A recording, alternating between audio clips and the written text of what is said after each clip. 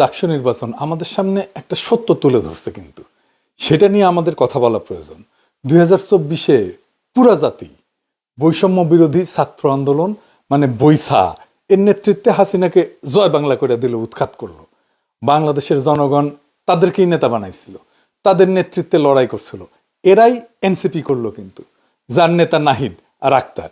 আর বৈষম্য বিরোধী ছাত্র আন্দোলন এনসিপির ছাত্র শাখায় রূপান্তরিত হইল এবং নাম নিল বাংলাদেশ গণতান্ত্রিক ছাত্র সংসদ বা বাকছাস। হাসিনা পলায়নের পরে তত্ত্বাবধায়ক সরকার কাদের নিয়ে তৈরি হবে, সরকারটা কেমন হবে, এই বিষয়ে মূল ভূমিকা রাখছে এই বৈষম্য বিরোধী ছাত্র আন্দোলনের ছাত্র নেতারা। তারাই ওয়াকারের সাথে নেগোসিয়েট করছে, ঘুটু গড়িছে, সাথে ছিল আসিফ নজরুল। ছাত্ররা যে সরকার বানাইছে তা প্রফেসর ইউনূস নিজেই স্বীকার করছে, তাই না? দেখেন, সরকারে 3 জন ছাত্র নেতা ঢুকলো, আসিফ, নাহিদ আর মাহফুজ। আমি এটা অ্যাপ্রিসিয়েট করছিলাম। আমি বলছিলাম এই ডায়াপার পরা বুড়া উপদেষ্টাগুলো না নিয়ে আরো ছাত্র নেওয়া উচিত। আমার আকাঙ্ক্ষা ছিল এই বিপ্লবের মধ্য থেকে উঠে আসা এক গুচ্ছ ছাত্র নেতা বাংলাদেশের ভবিষ্যৎ নেতৃত্ব দেবে, এর মধ্যে থেকে লিডার তৈরি হবে। তো যাই হোক, ছাত্ররা কেন সরকারে গেল? কারণ এই ছাত্র নেতারাই বিপ্লবে নেতৃত্ব দিচ্ছে, তাই না? তারাই ছাত্রদের নেতা, ছাত্র জনতার নেতা। সেই ছাত্র সমাজের রিপ্রেজেন্টেশন সরকারে থাকা উচিত, এই ছিল যুক্তি। তাইলে এখন কি হইল? সে ছাত্র নেতারা যে রাজনৈতিক দল করলো আর সেই দলের যে ছাত্র সংগঠন তৈরি করলো, তারা ডাকসুতে জাকসুতে গোহারা হারলো। সামনে যে ইলেকশনগুলো হবে সেগুলোতেও গোহারা হারবে। তার মানে সেই ছাত্র নেতারা যারা সরকারে আছে তাদের লিডারশিপে আর ছাত্ররা নাই, ছাত্রদের নেতৃত্ব শিবিরের কাছে চলে গেছে। তাহলে সবচেয়ে গুরুত্বপূর্ণ নৈতিক প্রশ্ন হচ্ছে, ছাত্রদের কি সরকারে থাকার বৈধতা থাকে? থাকে না। যদি সরকারে থাকার যুক্তি হয় ছাত্রদের রিপ্রেজেন্টেশন, তাহলে নেতৃত্ব হারালে তো সরকারে থাকার কোনো জাস্টিফিকেশন থাকে না। আর যেই ছাত্ররা প্রধান উপদেষ্টা সহ পুরো উপদেষ্টা মন্ডলীকে নিয়োগ করছে বলে প্রফেসর ইউনূস নিজেই দাবি করেছে, তো সেই ছাত্ররাই যদি নেতৃত্ব হারায় তো প্রফেসর ইউনূসের সরকারে থাকার বৈধতা থাকে না। আমাদের পিছনে ফিরে মূল্যায়ন করতে হবে আসলেই ছাত্রদের মন্ত্রী বানানো ঠিক হয়েছিল কিনা। আসেন আমরা নিজেরা মূল্যায়ন করি। প্রফেসর ইউনূসের সরকারের কোন মন্ত্রণালয় নিয়ে দুর্নীতির কোনো অভিযোগ কেউ করে নাই, কিন্তু এখনো পর্যন্ত গুরুতর অভিযোগ করে নাই। যেটুকু দুর্নীতির অভিযোগ আসছে তা ছাত্র উপদেষ্টাদের মন্ত্রণালয় থেকে, ঠিক কিনা বলেন? এটা খুব ডিস্টার্বিং। কিন্তু ক্ষমতা করাপ্ট করে যে সমস্ত উপদেষ্টা ক্ষমতা থেকে দুর্নীতি থেকে মুক্ত থাকতে পারছেন তাদের আমাদের অভিনন্দন জানানো উচিত, আমরা জানাই। আবার দেখেন, মাহফুজের ব্রেক ছাড়া কথাবার্তার জন্য ইন্ডিয়া ফরমালি প্রফেসর ইউনূসের কাছে বিচারও দিছে। শুনান তো এডিটর সাহেব। We have actually strongly registered a protest on this issue. We understand that the post that you referred has been taken down. We would like to remind all concerned to be mindful of their public comments. While India has repeatedly signaled interest in fostering relations with the people and the interim government of Bangladesh, such comments underline the need for responsibility in public articulation. And once again to repeat that we have strongly protested against this with the Bangladesh government. মানে সে বুঝতেই পারে নাই, সে যা খুশিতে status দিতে পারে না, status দেয় আর মুছে। বিএনপির সালাউদ্দিন সাহেব তো বলছে, দেখেন মুছে ফেলছে কিনা, দেখেন শোনান। আমি মনে করি মাহফুজ আলম সাহেব হয়তো ঘন্টাখানেক পরে সেটা আবার ডিলিট করবেন ওনার কথা মাফিক। এই বিষয়ে আর কোনো বক্তব্য নেই। ধন্যবাদ। তো ছাত্র নেতারা কিন্তু ক্ষমতা কিভাবে ম্যানেজ করতে হবে সেটা বুঝতে পারে নাই। প্রফেসর ইউনূসেরও দোষ আছে। আমেরিকায় গিয়া মেটিকুলাস ডিজাইনার ওনার প্রেস সচিব মাস্টার মাইন্ড বইলা মাহফুজের 12টা বাজাইছে। প্রথমত এটা তো সত্য না, মাহফুজ এই বিপ্লবের মাস্টার মাইন্ড না। বিপ্লবের মাস্টার মাইন্ড থাকে না। 2024-এর বিপ্লবে আরো ছিল না। ওইটাই কমিউনিস্টদের চিন্তা থেকে আসছে যে এটা এটা লেনিন লাগে, এটা কার্ল মার্কস লাগে, এটা হোসিমিন লাগে, এটা মাও সেতুং লাগে।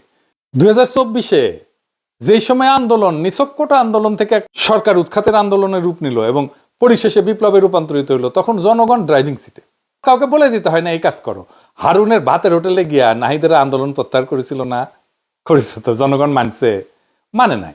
মাহফুজ যে এই আন্দোলনের নেতা এটা আমি জানছি অনেক পরে, মানে যখন সে বিশেষ সহকারী হইল। আপনারা সবাই অবাক হয়েছিলেন না যে এই পোলাটা কে? এখন যেখানে যাইতেছে সেখানে আওয়ামী লীগ দাবড়ে নিয়ে দিতেছে। সরকারে থেকে না নিজেদের রাজনৈতিক লাভ হইছে, না বিপ্লবের লাভ হইছে, না সরকারের লাভ হইছে। মাহফুজ সোয়াসে গেল কয়েকদিন আগে লন্ডনে, আওয়ামী লীগ ঘোষণা দিয়ে তারে প্রতিহত করার কথা হলো। ওরা আসছিল কয়জন? 40-50 জন, আমি গুনে দেখছি। মাহফুজের প্রোটেকশনে তো 100 লোক থাকার কথা ছিল। যারা বলবে যে মাহফুজ আসবে, তার সাথে যারা ঝামেলা করবে তাদেরকে আমরা প্রতিরোধ করব, তাদেরকে প্রতিহত করব, বলছে আমরা থাকবো, এরকম বলছে কেউ? তো সেই উৎসাহ নাই কেন লন্ডনবাসীর মধ্যে? তাইলে এখন মাহফুজকে বা মাহফুজদেরকে কে রক্ষা করবে? হাসিনা পলানোর পরে তো হাসিনা পুলিশ পলাইছিল, দেশের মানুষ রাস্তা পরিষ্কার করা থেকে ট্রাফিকের দায়িত্ব পালন করে নাই, পাড়ায় মহল্লা পাহারা দেয় নাই। সেই জনতা 1 বছরের মধ্যে কেন মুখ ঘুরাই নিল? সরকার কেন দিনে দিনে দুর্বল হইল, জনসমর্থন হারাইলো? আমরাও তো 2 হাত তুলে সমর্থন দিচ্ছি। ছাত্ররা সরকারে থাকলে সরকার বিপ্লবী চরিত্র পাবে, বিপ্লব রক্ষা পাবে, এই যদি অনুমান হয় তাহলে তো ছাত্ররা পুরোপুরি ব্যর্থ।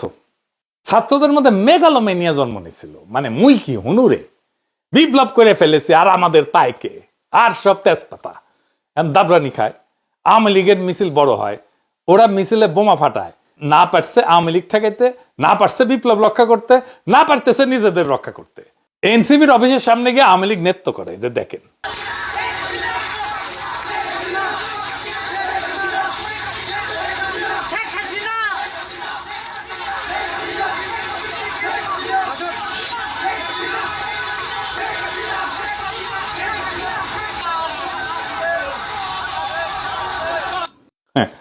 মানে একটা রাজনৈতিক দলের অফিসটা কোন জায়গায় করব, সেটারও একটা সায়েন্স আছে তো, সেটারও একটা হিসাব নিকাশ আছে তো। এমন একটা জায়গায় করছে যেখানে তার নিজের কোনো অবস্থান নাই। কিছু জাউরা কয় এনসিপি নাকি আমার কথা চলে, চলে। আমার কথা শুনলে এনসিপির অফিসের সামনে গিয়ে নাচানাচি করার চিন্তাও করতো না। কই জামাত শিবির বা বিএনপির অফিসের সামনে গিয়ে তো নাচানাচি করার হিম্মত হয় না, আছে ওদের? নাই। এনসিপি অফিসের সামনে কেন আছে? কারণ ওরা বেকুব, কারণ তারা জানে ওই জায়গায় এনসিপির কোনো অবস্থান নাই। বিএনপির অফিসের সামনে যান, যে লোকটা চা সিগারেট বিক্রি করে সেও বিএনপি করে। দলের অফিস নিতে হয় নিজের প্রভাবাধীন এলাকায়, নিজের প্রভাব না থাকলে দ্রুত তৈরি করে নেওয়া যাবে নিজের প্রভাব, এমন জায়গায় করতে হয়। তো টাওয়ারে কেন নিতে হবে? ওইটা বসুন্ধরার বিয়ের টাওয়ার, জানেন? এটা তো বেশি পছন্দ হয়েছে, বেশি মিঠা। আমার বুদ্ধিতে চললে ওই বাকশাসের বাকের মজুমদার রাজুতে রঠার জাতীয় সঙ্গীত গাইতে দিতাম না, কোনোদিন দিতাম না। দাবরানি দিয়ে ঠিক করে দিতাম একবারে। ও পলিটিক্সই তো বুঝে না। আবার আব্দুল হান্নান মাসুদ দেখেন, তাইলে আমার নামে লিখতো পিনাকির ফান্দে পইরা পুরা জাতিকে কাঁদাচ্ছেন না তো, দেখেছেন? এনসিপি আমার ইয়েতে চললে ওটা তো আমি ঘাট ধাক্কা দিয়ে বের করে দিতাম না। 2-1 জন যে যোগাযোগ করে না করে, আমি আমার মতামত জানাই, কখনো সাপোর্ট চাইলে দিই, ভবিষ্যতেও দিব। অ্যান্টি ফ্যাসিস্ট যারা আন্দোলনের সাথে ছিল, তারা যদি আমার সাথে যোগাযোগ করে, আমি তাদেরকে অবশ্যই সাপোর্ট করব, ভবিষ্যতেও করবো। আমার সাথে বিএনপি নেতারও কথা বলে, তো আমার টাইম নাই এখন, অনেক টাইম নাই, ঘন্টার পর ঘন্টা আলাপ করে। গুরুত্বপূর্ণ নেতা, আমি নাম কইতেছি না। তো বিএনপি আমার কথা শুনে চলে নাকি? আমার অনেকে বলে আমি নাকি জামাতের আমির। জামাত আমার কথা শুনলে ওই পিআর সিস্টেম নিয়ে হাউকাউ করতো নাকি? আমি তো পিআর সিস্টেমের পক্ষে না, বিরুদ্ধে। আমি রাজনীতিতে কোনো দলকে এককভাবে সাপোর্ট করি না। আমি রাজনীতি দলের চাকর বাকর না। পলিটিক্স একটা জার্নি। এই রাস্তায় আমি হাঁটবো, আমার রাস্তায় আমি হাঁটবো, যে সাথে আসবে কিছুদিন সাথে সাথে চলবে, চললে ভালো, না চললে খোদা হাফেজ, বাংলাদেশ জিন্দাবাদ। তো আমার এখন অনেকে কইছে আপনি এখন পিআর নিয়ে কেন কথা বলেন না? ওই যে বিএনপি কইছে না আওয়ামী লীগ ঠেকাও, যে তোমরা এখন ঠেকাও, আমরা পারবো না। আমিও বিএনপি কই পিআর সিস্টেম পারলে ঠেকান, দেখি তার ন্যারেটিভ তৈরি করতে পারেন কিনা। হ্যাঁ, পারলে ঠেকান, করেন, আমি কেন করে দেবো? হ্যাঁ, নয়তো আমার গুরু মানেন, করে দিচ্ছি। এই ছাত্র